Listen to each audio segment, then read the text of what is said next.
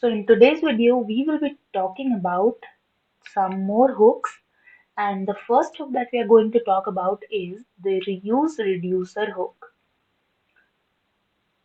So we already have discussed some of the basic hooks in our previous videos, but we are going to see some more hooks that are of great use.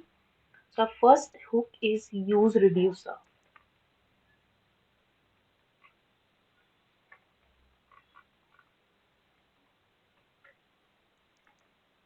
It is an alternative to the use state hook.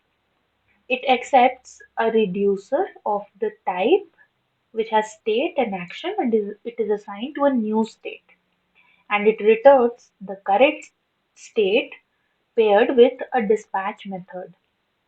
So if you want to declare it, we will write const and then state dispatch, and then you will assign it to use reducer, and then you will pass reducer initial argument and init.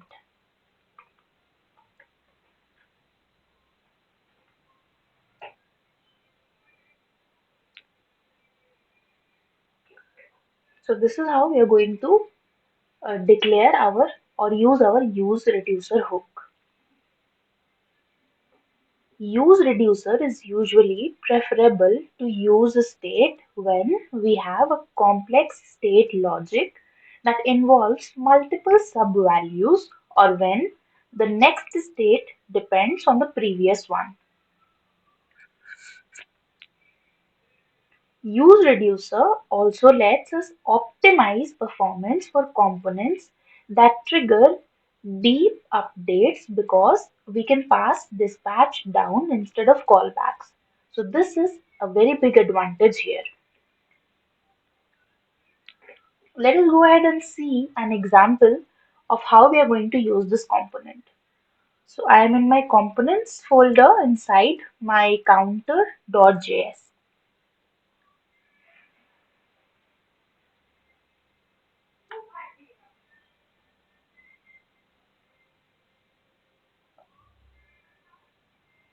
So inside my components folder, I'm going to create a new file, that is hooks.js.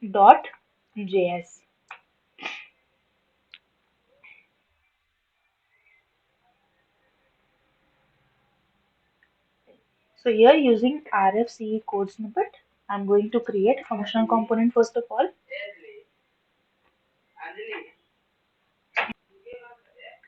So using RFCE, I will create my functional component, and then I'm going to add all other things. So first, we are going to add a const which is initial state. So const initial state, and this is assigned to a property count which is set to 0 by default. So this is the value that we're going to initially show when the app is rendered. So now function. So this is our function hook. So we also need another function, that is the reducer. So function reducer, it will take state and action as an input. We have already seen this. So now let us add our switch statement. Switch takes the action dot type as the parameter. So case is increment.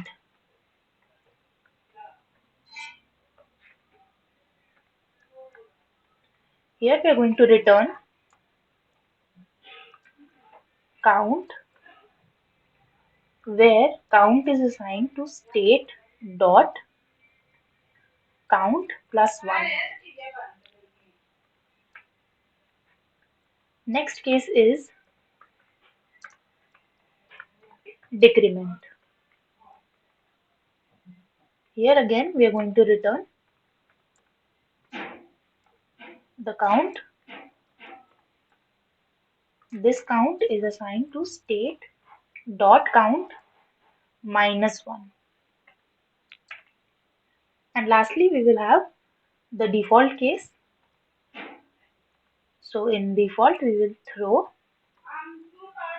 new error. So it will display an error. Okay. So that is all about the function reducer. Now we will write up our function hooks. So here first what I'm going to do is I'm going to add my const. So const state dispatch, and I will use my useReducer hook. So useReducer, you can see it is auto imported at the top. So we need to import that also. So keep that in mind. Otherwise you might get an error. And here we will pass our reducer, this reducer, and the initial state. So this is the initial state where the count is initially 0 and initial state. Now inside the return statement, we are going to say hooks, use reducer or use reducer hook. So inside my div, I will pass an h1, and we will just write the heading for today, that is h1, use reducer hook.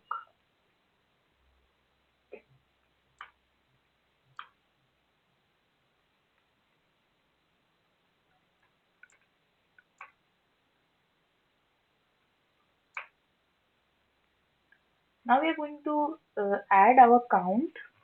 So we will display the count in another div.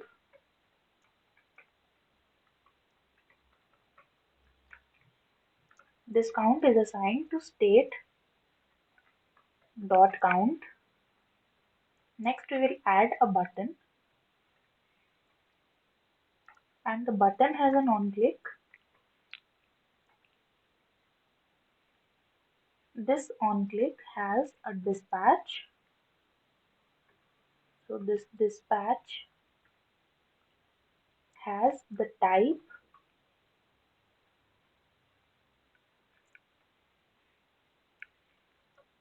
decrement.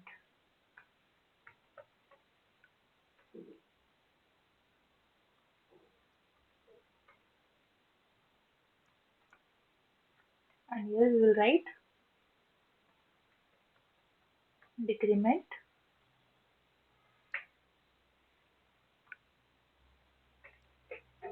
and next we will have a button that will be increment button. So you can see we have talked about the dispatch in the previous videos. So this is the dispatch, how we are going to do it.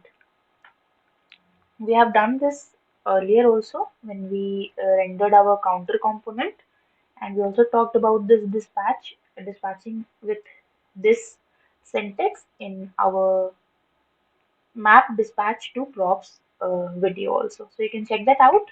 If you haven't, please do check it out and like it. So now we will add the next button. So here instead of decrement, we will add increment. So this will be increment, and here also it will be increment.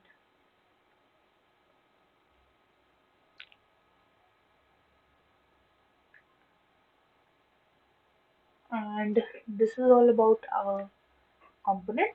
Now we will save this and let us see what output do we get.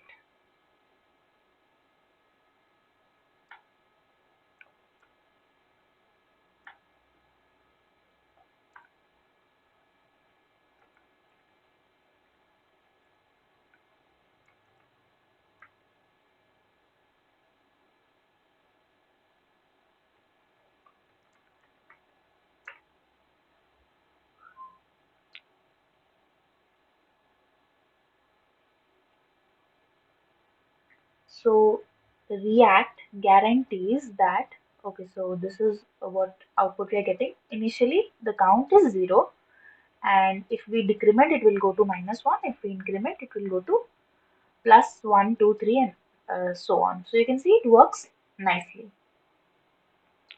We can do the same component using useState also. So you can look up the useState video also. We have done a very good example in that. So React guarantees that dispatch function identity is stable and won't change on re-render.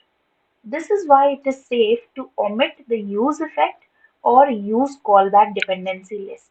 We have also made a video on use effects. You can check that out if you haven't or you do not have the understanding of use effect. Now let us talk about specifying the initial state. There are two different ways to initialize useReducer state. You can choose either of one depending on the use case. The simplest way is to pass the initial state as the second argument. So let me just show it to you here. So the first one is const state, next is dispatch, and we will have useReducer. Inside that, we will pass a reducer, and we can also do count and assign it to initial count. So this is one way. Also, I would like to tell you that React does not use the state when assigned to initial state argument convention. Like if we are assigning state is equal to initial state. So React doesn't use this argument convention popularized by Redux. The initial value sometimes needs to depend on props and so is specified from hook call instead.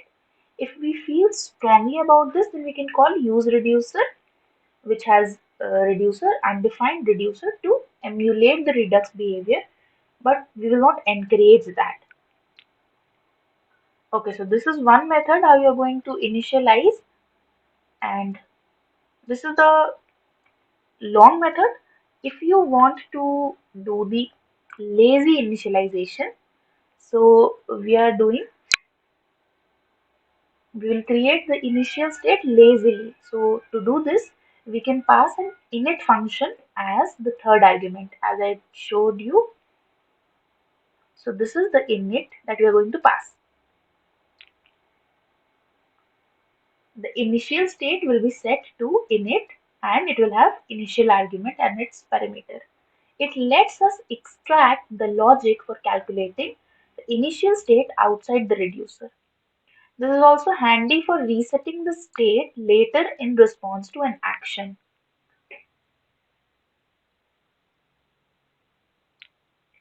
So here what we are going to change is, let us just comment this out, and then we will create a new function init. This will have initial count as an argument, and this is going to return the count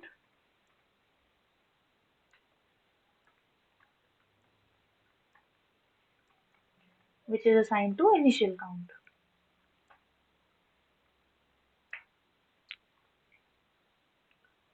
So this is increment decrement, and we will also add another case. This case is, we will not comment this out, we will just add this function. This case is a reset. We are also going to give a reset button.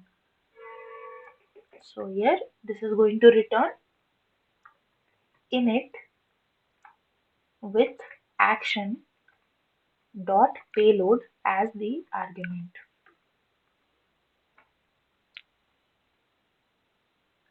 Now after this, with reducer, we will change the argument. So instead of initial state, it will be initial count, and next argument will be init.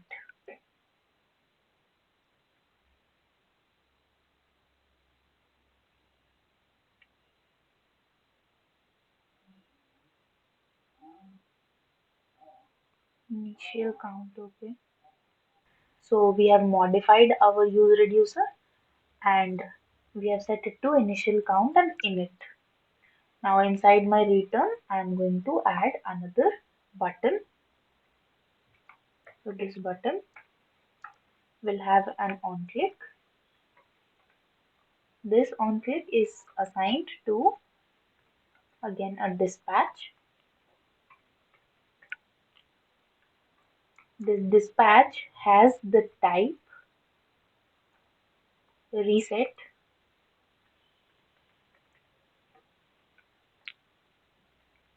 and along with reset, I'm also going to set up the payload. This payload is set up to the initial count. This button will be reset.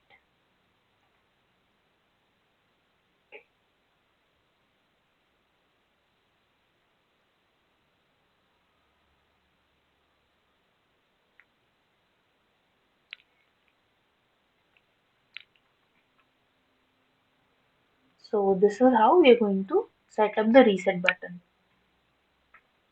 We return the same value from a reducer hook as the current state.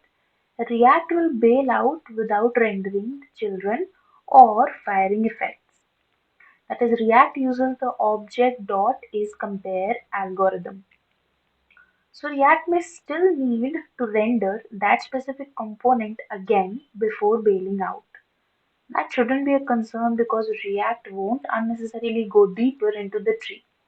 So if you are doing expensive calculations while rendering, you can optimize them using the use memo hook. We also have a video already uploaded onto our channel of about use memo, so you can check that out and stay tuned with us to learn more about React and React.js and Redux also. So that's it for today's video. Like our video, do subscribe our channel. We bring to you React.js development videos on a daily basis. So that's it for today, and I'll see you in the next video.